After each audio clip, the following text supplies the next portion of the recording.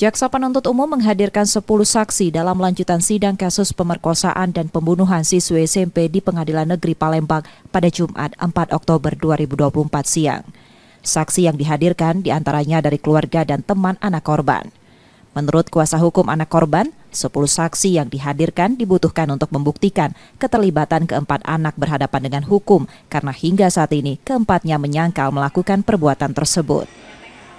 Pertanyaannya seputar yang sama dengan pada saat dia membuat laporan, kapan Ayu keluar dari rumah, Ayu pamitan tidak sama ibunya, itu aja sih, sekitar itu aja. Dan yang jelas Ayu keluar dari rumah itu dalam keadaan sehat, tanpa luka, tanpa lecet sedikit pun. Kalau memang NF itu adalah teman yang benar-benar hanya memperkenalkan, ya harusnya dia bisa menilai juga nih temannya ini yang dikenalkan baik atau tidak.